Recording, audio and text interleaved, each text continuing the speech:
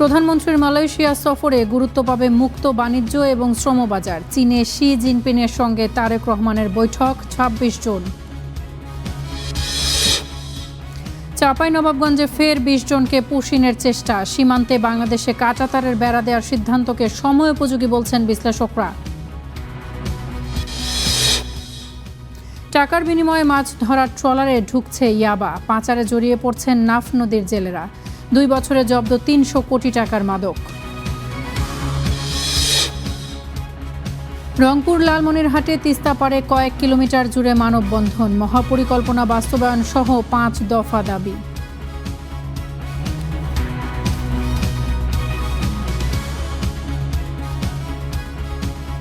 দেখছেন star news. Tasfia তামান্না স্বাগত জানাচ্ছি। এতক্ষণ শিরোনামগুলো শুনছিলেন। সচিবালয়ে কথা বলছেন স্বরাষ্ট্রমন্ত্রী সালাউদ্দিন আহমদ। সরাসরি চলে যাচ্ছে সেখানে। আজকে বাংলাদেশের বিশেষ করে ঢাকা মহানগরে যেটা দৃষ্টি আকর্ষিত হয়েছে সবার, ১ ঘন্টা বৃষ্টি হলেই ঢাকার রাস্তাঘাট ডুবে যাচ্ছে, হাঁটু পরিমাণ পানি জমা হয়ে যাচ্ছে। তার কারণ হচ্ছে পানি সরে যাওয়ার যে ব্যবস্থা, ড্রেনেজ সিস্টেম, সিওয়ারেজ সিস্টেম সবগুলো প্লাস্টিক বর্জ্য দিয়ে বন্ধ হয়ে গেছে অনেকটা। আর কঠিন বর্জ্য যেখানে সেখানে আমরা ফেলছি। একবার নালা নর্দমা পরিষ্কার করার উদ্যোগ নেওয়া হয়েছিল সিটি কর্পোরেশনের অধীনে। দেখা গেছে এখানে খাট পালং সোফা পর্যন্ত নালার মধ্যে আছে, পড়ে আছে।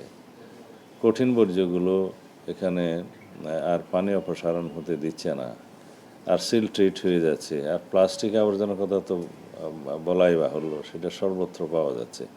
তা আমরা যদি নিজেরা এই বর্জ্যগুলো পরিষ্কার করি, পারতপক্ষে ব্যবহার না করি, কম করি এবং যত্রতত্র না ফেলি, তাহলে আমরা আমাদের পরিবেশটা ঠিক রাখতে পারবো এবং জলাবদ্ধতা আর হবে না। সেই জন্য তাকে আমরা পুরস্কৃত করেছি। তার নাম মোহাম্মদ কামরুজ্জামান।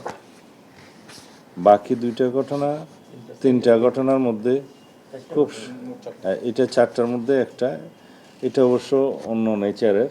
বাকি 3টা হলো যে অপরাধ দমন। তার মধ্যে খুব সম্প্রতি যেটা আদাবরে চাঞ্চল্য সৃষ্টি করেছে, যে বিকাশের একটা দোকানে চাপাতি দিয়ে কুপিয়ে ১ লক্ষ টাকা ছিনতাই করে নিয়ে যায়। তো বরাবরের মতোই আমরা সমস্ত ঘটনা 12 ঘন্টার মধ্যে এগুলো আসামি গ্রেপ্তার, আরও কম সময়ের মধ্যে আসামি গ্রেপ্তারের আমরা নজির রেখেছি এর মধ্যে। তো এই একই ঘটনাটা 4-5 ঘন্টার মধ্যে পুলিশ ওখানে আসামি শনাক্ত করতে সক্ষম হয়েছে। তাদেরকে গ্রেফতার করতে গেলে এই একই চাপাতি দিয়ে আমাদের 2 জন পুলিশ সদস্যকে, একজন ওসি আর একজন সাব ইন্সপেক্টর আহত হয়েছে চাপাতির কোপে।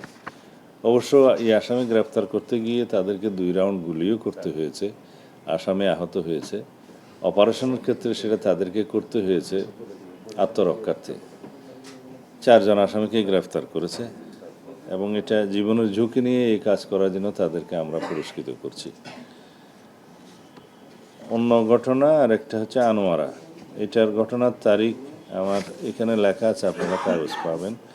এটা 13/6/2026 তারিখ, খুব বেশি দিনের ঘটনা নয়, সপ্তাহখানেক আগের। এখানে একটি সামান্য বিষয়, কিন্তু 2 জনকে জীবন দিতে হয়েছে, 2 জন মানুষকে তার জীবন দিতে হয়েছে একজন খুনির হাতে। তার ওই যারা ভিকটিম তাদের কাছে ঋণ নিয়েছিল, তাদের একটা স্ট্যাম্প তার কাছে জমা ছিল। সেই স্ট্যাম্পটা চেন্নাই মানে ডাকাতি করে নিয়ে আসবে অথবা চুরি করে নিয়ে আসবে, সেই উদ্দেশ্যে যায় আসামি এবং 2 জনকে, মা মেয়েকে হত্যা করেছে। এই ঘটনাও খুব তড়িৎ গতিতে উদ্ঘাটিত হয়েছে এবং আসামি গ্রেপ্তার হয়েছে। আরেক প্রধানমন্ত্রী হিসেবে দায়িত্ব গ্রহণের পর প্রথমবারের মতো বিদেশ সফরে যাচ্ছেন প্রধানমন্ত্রী তারেক রহমান। আগামী 21 জুন 2 দিনের সফরে প্রথম যাবেন মালয়েশিয়া, পরে 23 জুন সেখান থেকে 4 দিনের সফরে যাবেন চীনে। সকালে পররাষ্ট্র মন্ত্রণালয়ের সংবাদ সম্মেলনে এসব তথ্য জানান পররাষ্ট্র সচিব আসাদ আলম সিয়াম। জানান, মালয়েশিয়ার প্রধানমন্ত্রী আমন্ত্রণে দেশটিতে যাচ্ছেন প্রধানমন্ত্রী। সেখানে দেশটির প্রধানমন্ত্রী এবং রাজার সঙ্গে দ্বিপাক্ষিক বৈঠক করবেন তিনি। এছাড়া প্রধানমন্ত্রী তারেক রহমান মালয়েশিয়ার বেসরকারি বিনিয়োগকারীদের সঙ্গেও বৈঠক করবেন। এসব বৈঠকে জনগণ সব রপ্তানি বিষয়ে হবে আলোচনা। এছাড়াও রোহিঙ্গা প্রত্যাবাসনে ভূমিকা রাখতে মালয়েশিয়ার প্রতিও জানাবেন আহ্বান। আগামী ২৬শে জুন চীনের রাষ্ট্রপতি এবং প্রধানমন্ত্রীর সঙ্গে বৈঠক করবার কথা রয়েছে প্রধানমন্ত্রী তারেক রহমানের। এ সময় দুই দেশের মধ্যে স্বার্থ সংশ্লিষ্ট বিষয়ে আলোচনা হবে। এছাড়াও এবারের সফরে চীনের সঙ্গে ২টি চুক্তি এবং ১৫টি সমঝোতার স্মারক সইয়ের কথা রয়েছে।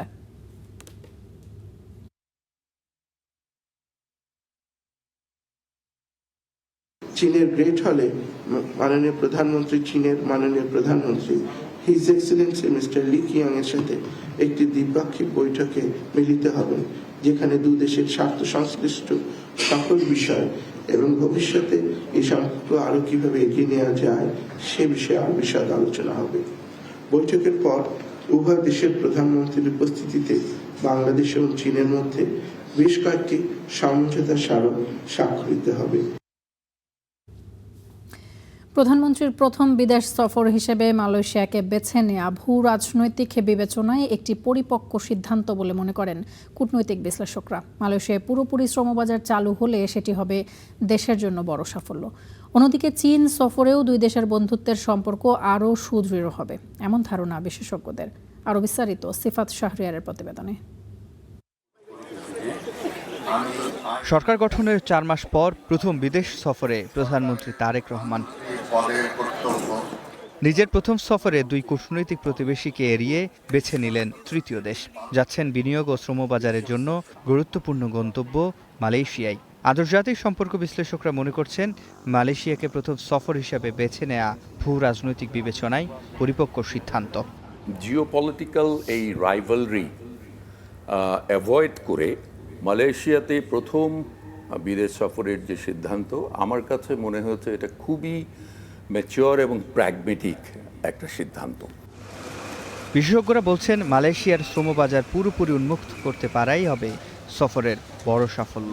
মাননীয় প্রধানমন্ত্রী যদি এই শ্রমবাজার সম্পূর্ণ খুলে দেয়া মালয়েশিয়াতে, এই বিষয়ে একটি বড় সিদ্ধান্তে মালয়েশিয়ার প্রধানমন্ত্রীর সঙ্গে উপনীত হতে পারেন, so that would be a big success of this visit. 2 দিনের মালয়েশিয়া সফরের পরদিনই প্রধানমন্ত্রী যাচ্ছেন প্রথমবারের মতো চীন সফরে, যেখানে তিস্তা মহাপরিকল্পনা বাস্তবায়ন নিয়ে গুরুত্বপূর্ণ সিদ্ধান্ত আসার আভাস মিলেছে। তিস্তাটা বাংলাদেশের জন্য সবচেয়ে গুরুত্বপূর্ণ একটা প্রজেক্ট। চীন এই ব্যাপারে এগিয়ে আসবেন। তিস্তা ব্যারেজটা যদি হয়, কৃষিক্ষেত্রে প্রভূত উন্নয়ন সাধিত হবে, মানুষের জীবন মানের উন্নয়ন ঘটবে। সদ্য চীন সফর থেকে আসা ডেপুটি স্পিকার বলছেন প্রধানমন্ত্রীর সফরে গুরুত্ব পাবে বাংলাদেশের স্বার্থ। তো সেই সবার আগে বাংলাদেশ নীতির মাধ্যমে আমরা চীন সহ অপরাপর যারা বন্ধুরাষ্ট্র আছে তাদের ইনভেস্টমেন্টের ক্ষেত্রে বাণিজ্যিক সহযোগিতার জন্য একটা স্পেশাল ওয়ান স্টপ সার্ভিস চালু করার পরিকল্পনা রয়েছে। প্রধানমন্ত্রীর এই সফরে শিক্ষা, অবকাঠামোর উন্নয়ন ও বাণিজ্যে স্বাক্ষর হবে বেশ কিছু সমঝোতা স্মারক। সিফাত শাহরিয়ার, স্টার নিউজ, ঢাকা। সীমান্তে বিএসএফের পুশিন চেষ্টা অব্যাহত রয়েছে। চাঁপাইনবাবগঞ্জে ২০ জনকে বাংলাদেশে ঠেলে পাঠানোর চেষ্টা করেছে ভারতীয় সীমান্তরক্ষী বাহিনী। বিজিবি জানায় শুক্রবার রাতের আধারে চৌকা সীমান্ত এলাকায় নারী শিশুসহ ২০ জনকে পুশিনের চেষ্টা চালায় বিএসএফ, তবে তা প্রতিহত করেছে বিজিবি। তারপর থেকে সীমান্তের শূন্য রেখায় আটকে রয়েছেন তারা। এর আগে বিভিন্ন সীমান্তেও পুশিনের চেষ্টা চালিয়েছে বিএসএফ। সীমান্ত সুরক্ষায় সতর্ক অবস্থানে রয়েছে বিজিবি, জোরদার রয়েছে টহল।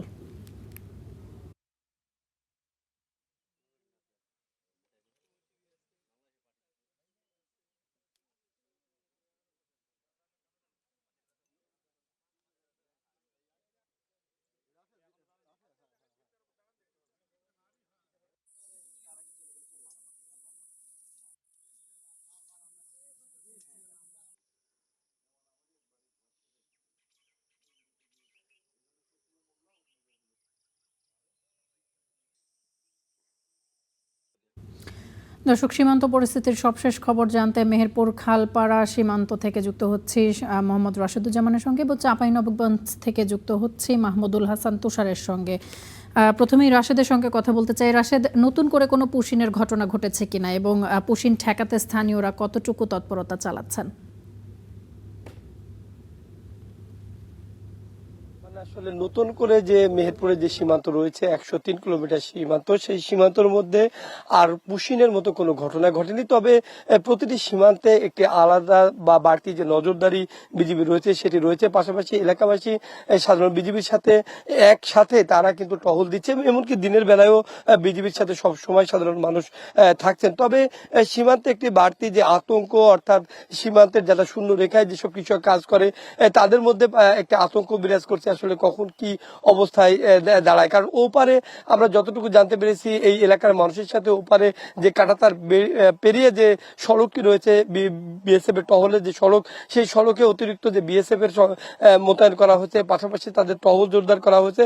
তবে একটি বিষয় হচ্ছে গতকালকে যে 4 জনকে এই সীমান্ত দিয়ে পুশিন করা হয়েছিল এই খালপাড়া সীমান্ত দিয়ে, সেই সীমান্তর গেটের এপারে সাধারণত অন্য সময় বিএসএফরা সচরাচর এই এলাকায় একটু টহল কার্য পরিচালনা করেন, কিন্তু গতকালকে থেকে এখন পর্যন্ত বিএসএফ কাঁটাতার পেরিয়ে কোনো টহল কার্য পরিচালনা করেননি। তবে এখানকার মানুষের মধ্যে একটা যেটি আতঙ্ক সেটি হচ্ছে যেহেতু পুরো মাঠ জুড়ে কিন্তু এখন ফসলের সমারোহ এবং ফসলগুলো 10 ফিটের উপরে এবং ঝোপঝাড় রয়েছে, পাশাপাশি আরো 3 কিলোমিটার ব্যাপী এই সমস্যার মধ্যে রয়েছে যে বিজিবি যদি চাইলেও ওপারে আসলে কাঁটাতারের পাশে কি হচ্ছে সেটি দেখার সক্ষমতা বিজিবির নেই। সেই কারণে এই পুশিনের এই সীমান্ত দিয়ে পুশিনের একটি আতঙ্ক এখন পর্যন্ত বিরাজ করছে। কারণ এখানে খুব সহজেই যদি বিএসএফ চায় দিনের বেলাও পুশিন ঘটাতে পারে এমনটি বলছেন এলাকাবাসী। তো এলাকাবাসীর পক্ষ থেকে একটা শক্ত প্রতিরোধ তারা করেছেন। তারা বলছেন যে কোনো ধরনের পুশিন বা লাইট বন্ধ করে রাতের আধারে যে লাইট বন্ধ করে এপারে প্রবেশ করাবে সেটিও তারা প্রতিহত করবেন। কারণ যদি তাদের কোনো বাংলাদেশি নাগরিক সন্দেহ হয় বিএসএফ এর, তাহলে তাদেরকে যে রাষ্ট্রীয় যে প্রক্রিয়া রয়েছে সেই প্রক্রিয়ার মধ্যে দিয়ে তাদেরকে প্রেরণ করতে হবে। অন্যথায় দিনের বা রাতের আধারে যদি প্রেরণ করা হয় তাহলে শক্তভাবে বিজিবির সাথে সাধারণ মানুষ সেটির মোকাবেলা করবেন। এখানে আমরা আরেকটি বিষয় লক্ষ্য করেছি, শুধু যে গ্রামের যে যারা বয়স্ক মানুষ যে পাহারায় রয়েছে তা না, আমরা দেখেছি যারা টিনেজের যারা মানুষ রয়েছেন, অর্থাৎ যারা শিশু রয়েছেন, তাদেরকেও দেখেছি বিজিবির সাথে টহল কার্য পরিচালনা করতে।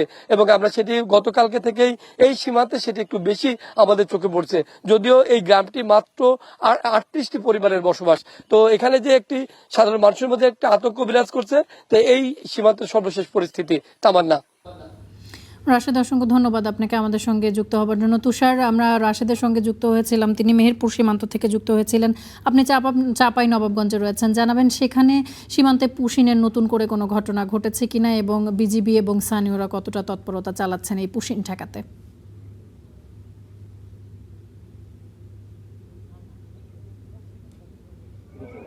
তামান্না, যেমনটি বলছিলেন, চাঁপাইনবাবগঞ্জ সীমান্তে গত রাতে আনুমানিক প্রায় 4টা থেকে 6টার মধ্যে ভারতের বিএসএফ কর্তৃক বাংলাদেশে পুশিন করার চেষ্টা করে।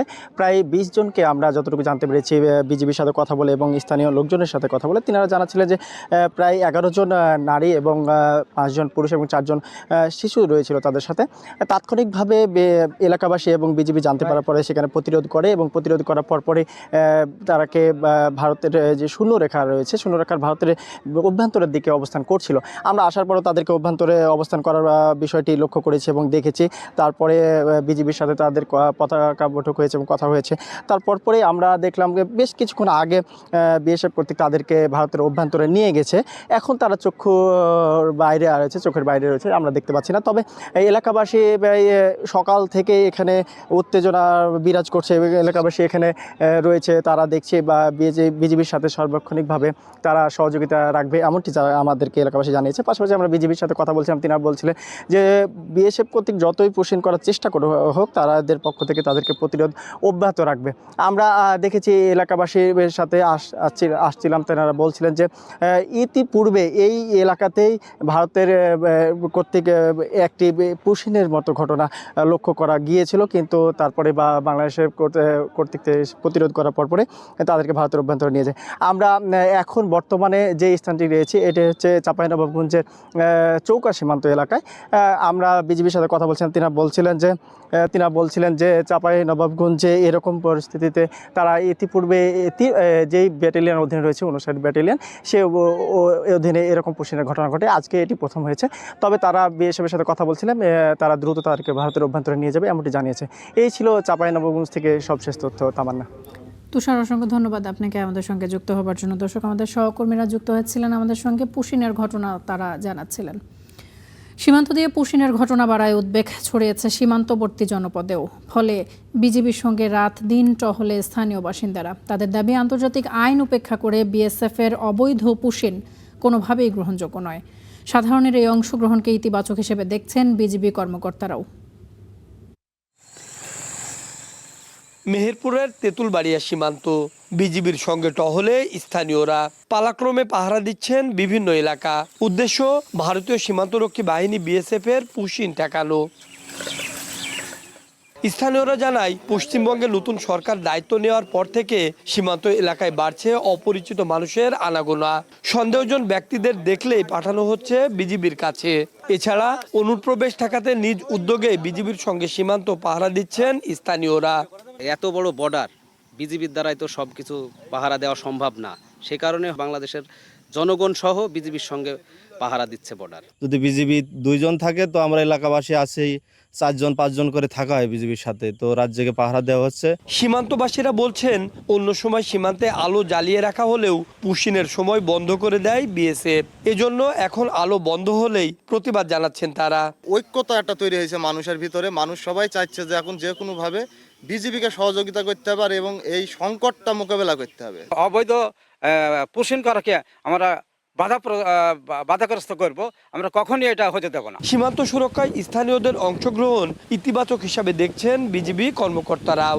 বলছেন, সাধারণের এই সহযোগিতা মনোবল বাড়াচ্ছে বিজিবি সদস্যদের। সীমান্ত এলাকার জনগণ সীমান্ত এলাকার রাস্তাঘাট ভালো করে চিনে। এলাকার স্থানীয় জনগণ যখন বিজিবির সাথে থাকে, অবশ্যই তখন আমাদের মনোবল বৃদ্ধি পায় এবং আমাদেরকে অনুপ্রাণিত করে। ভারতের সঙ্গে বাংলাদেশের 4427 কিলোমিটার সীমান্ত, এর মধ্যে পশ্চিমবঙ্গে 2217 kilometre. Rasheduzzaman, star news, Meherpur. ভারতের ক্রমাগত পুশ ইন আর মিয়ানমারের নানামুখী সন্ত্রাসী তৎপরতার মাঝে প্রথমবারের মতো সীমান্তে বেড়া দেবার সিদ্ধান্ত নিয়েছে বাংলাদেশ। সরকারের এমন সিদ্ধান্তকে ঐতিহাসিক এবং সময়োপযোগী বলছেন সাবেক কূটনীতিক এবং নিরাপত্তা বিশ্লেষকরা। বলেন, 2 প্রতিবেশীর চোখ রাঙানির শক্ত জবাব হবে বেড়া নির্মাণ। সীমান্ত সুরক্ষায় বিজিবি এবং সক্ষমতা এবং প্রযুক্তিগত দক্ষতা বৃদ্ধি করা প্রয়োজন বলেও মতামত দেন বিশ্লেষকরা। ভৌগোলিকভাবে বাংলাদেশের 3 পাশে ভারত, এক অংশে মিয়ানমার। স্বাধীনতার পর থেকে বিভিন্ন ইস্যুতে সীমান্তে দেখা দেয় উত্তেজনা। তবে পশ্চিমবঙ্গে নতুন সরকার আসার পর থেকেই সীমান্ত উত্তেজনার পারদ যেন নামছেই না। প্রতিদিনই চলছে পুশিনের চেষ্টা, অন্যদিকে মিয়ানমার লিপ্ত মাদক আর মানব পাচার সহ সন্ত্রাসী কর্মকাণ্ডে। সব মিলিয়ে সীমান্তে 2 প্রতিবেশীর একের পর এক বিতর্কিত কর্মকাণ্ডে বিব্রত বাংলাদেশ। প্রতিবেশীদের এমন বিরূপ আচরণে ক্ষুব্ধ বাংলাদেশ এবার সীমান্তে কাঁটাতারের বেড়া নির্মাণের সিদ্ধান্ত নিয়েছে। এরই মধ্যে বাংলাদেশের সাথে নিজেদের 93% সীমান্ত কাঁটাতারে সুরক্ষিত করেছে ভারত। তবে স্বাধীনতার 55 বছরেও নিজেদের সীমানায় বাংলাদেশ কোনো কাঁটাতারের বেড়া দেয়নি। সমস্ত মানুষ মিলিয়ে আমরা আর তাই সীমান্ত সুরক্ষায় সরকারের সিদ্ধান্তকে যুগান্তকারী বলছেন এই নিরাপত্তা বিশ্লেষক।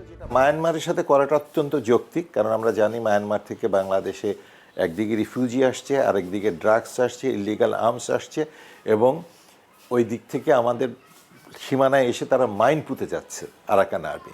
তো সেটা প্রতিরক্ষার জন্য যদি সেখানে কাঁটাতারের বেড়া দেওয়া হয়, এটাকে ওয়েলকাম জানাতে হবে অবশ্যই।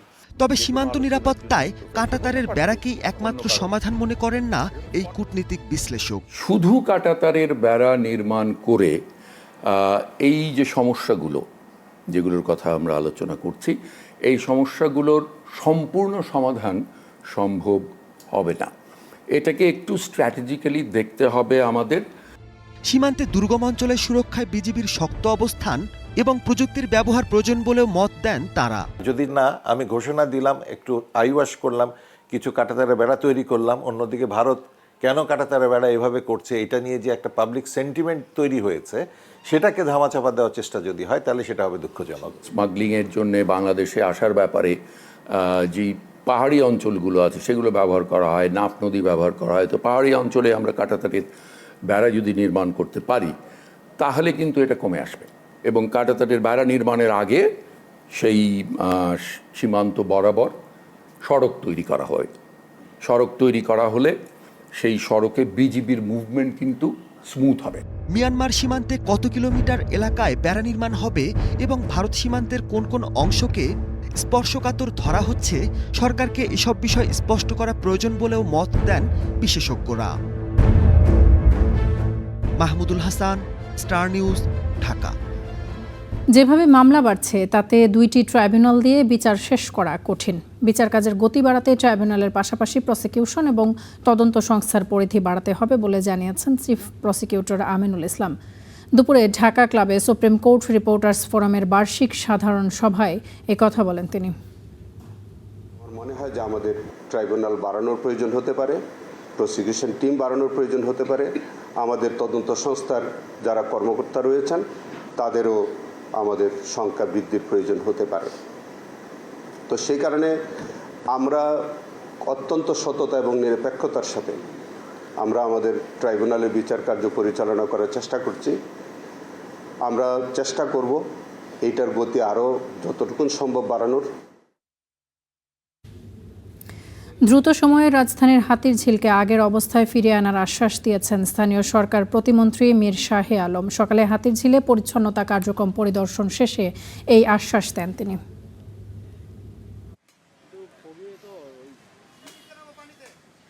যে হাতিরঝিলের সমস্ত আবর্জনা, ময়লা, আগাছা এগুলো দূর করতে হবে।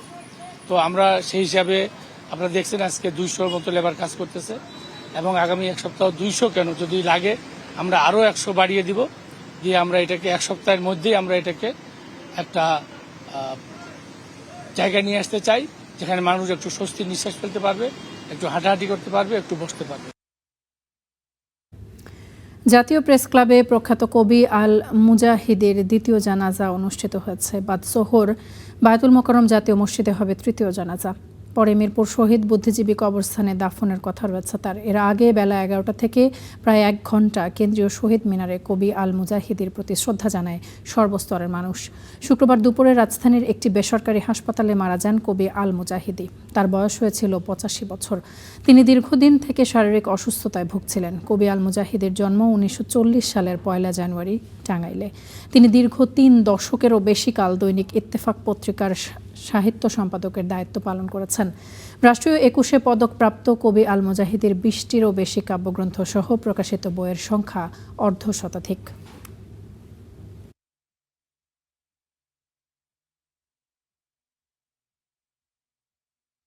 মধ্যপ্রাচ্যের শান্তি ফেরাতে অবশেষে সুইজারল্যান্ডে বসতে যাচ্ছে ইরান এবং যুক্তরাষ্ট্রের কূটনৈতিক পর্যায়ের বৈঠক। এরই মধ্যে মার্কিন দূত স্টিভ উইটকফ এবং ইরানের পররাষ্ট্রমন্ত্রী আব্বাস আরাকচি জেনেভার উদ্দেশ্যে রওনা হয়েছেন। সেখানে আগে থেকেই অবস্থান করছেন মার্কিন প্রেসিডেন্ট ডোনাল্ড ট্রাম্পের জামাতা জ্যারেড কুশনার। চলতি সপ্তাহে ওয়াশিংটন এবং তেহরানের মধ্যে সই হওয়া 14 দফার অন্তর্বর্তীকালীন শান্তি চুক্তিটিকে একটি স্থায়ী আঞ্চলিক চুক্তিতে রূপ দেয়াই এর মূল লক্ষ্য।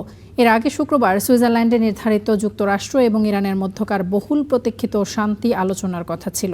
শেষ মুহূর্তে মার্কিন ভাইস প্রেসিডেন্ট জে.ডি. ভ্যান্স তার সুইজারল্যান্ড সফর বাতিল করায় স্থায়ী যুদ্ধবিরতির চুক্তি আদৌ সম্ভব কিনা তা নিয়ে গভীর অনিশ্চয়তা তৈরি হয়। তবে উইটকফ আর আরাকচির জেনেভা সফরের মাধ্যমে অচল অবস্থা নিরসনে ওঠার ইঙ্গিত পাওয়া যাচ্ছে।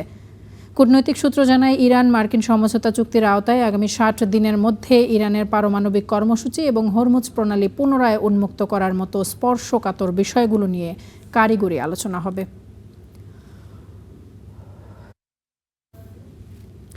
আবারও খেলার খবর। বিশ্বকাপে রাতে মাঠে নামছে গ্রুপ এফ এবং গ্রুপ ই এর দলগুলো। রাত 11টায় মুখোমুখি হবে নেদারল্যান্ডস এবং সুইডেন। এরপর রাত 2টায় বিশ্বকাপের অন্যতম ফেভারিট জার্মানির মুখোমুখি হবে আইভরি কোস্ট। প্রথম ম্যাচ জিতে 3 পয়েন্ট নিয়ে গ্রুপ এফ এর শীর্ষে আছে সুইডেন। অন্যদিকে জাপানের সাথে প্রথম ম্যাচ ড্র করা নেদারল্যান্ডসকে নকআউটে উঠতে হলে আজকের ম্যাচে জিততেই হবে। তবে অনুশীলনের সময় ইনজুরিতে এই ম্যাচে ডাচ মিডফিল্ডার কুইন্টন টিম্বারকে পাবে না নেদারল্যান্ডস। এ পর্যন্ত মোট 8 বার মুখোমুখি হয়েছে দুই দল, যেখানে 3 জয় ডাচদের আর মাত্র 1 ম্যাচ জিতেছে সুইডিশরা। বাকি 4 ম্যাচ হয়েছে ড্র। 7-1 গোলে বিশ্বকাপ শুরু করা জার্মানের মুখোমুখি হবে আইভরি কোস্ট। 2009 সালে মাত্র একবার মুখোমুখি হওয়া দুই দলের ফ্রেন্ডলি ম্যাচটা হয়েছিল 2-2 গোলে ড্র। তবে পরিসংখ্যানের ধার না ধরে এই ম্যাচে পুরো 3 পয়েন্ট নিয়ে নকআউট নিশ্চিত করতে চায় জার্মানরা। তবে নিজেদের সর্বোচ্চটা দিয়ে খেলবে আইভরি কোস্টও। প্রথম ম্যাচে ইকুয়েডরকে 1-0 গোলে হারিয়ে তারাও আছে নকআউটের দৌড়ে। সারা মাহবুব, স্টার প্লে। বিশ্বকাপ থেকে বিদায় নিয়েছে তুরস্ক। দুর্দান্ত রক্ষণাত্মক লড়াইয়ে 10 জনের দল নিয়েও 1-0 গোলের নাটকীয় জয় তুলে নিয়ে নকআউট পর্বে জায়গা নিশ্চিত করেছে প্যারাগুয়ে। ম্যাচের একমাত্র গোলটি ছিল এবারের বিশ্বকাপের দ্রুততম গোল, যা শেষ পর্যন্ত ব্যবধান করে দেয়। ম্যাচের মাত্র 64 সেকেন্ডে মাঠ মাঝে খেলোয়াড় মাতিয়াস গালারাজার প্রায় 25 মিটার দূর থেকে নিচু শটে বল জালে পাঠান। এর মাধ্যমে তিনি কয়েক ঘন্টা আগে স্কটল্যান্ডের বিপক্ষে মরক্কোর 1-0 গোলের জয়ের ম্যাচে ইসমাইল সাইবিরির করা 71 সেকেন্ডের গোলের রেকর্ড ভেঙে বিশ্বকাপের দ্রুততম গোলের মালিক হন। তবে প্রথমার্ধের যোগ করার সময়ে বড় ধাক্কা খায় প্যারাগুয়ে। তুরস্কের মার্ট মালুদুর সঙ্গে বাকবিতণ্ডার সময় মুখে হাত দেয়ায় নতুন নিয়ম ভঙ্গের অভিযোগে সরাসরি লাল কার্ড দেখেন মিডফিল্ডার মিগেল আলমিরান। এই টুর্নামেন্টে নতুন নিয়মে শাস্তি পাওয়া প্রথম খেলোয়াড় তিনি। একজন কম নিয়ে খেলতে হওয়ায় প্যারাগুয়ের কাজ আরও কঠিন হয়ে পড়ে, কিন্তু তারা এরপরেও তুরস্কের একের পর এক আক্রমণ প্রতিহত করে অবিশ্বাস্য এক জয় তুলে নেয়।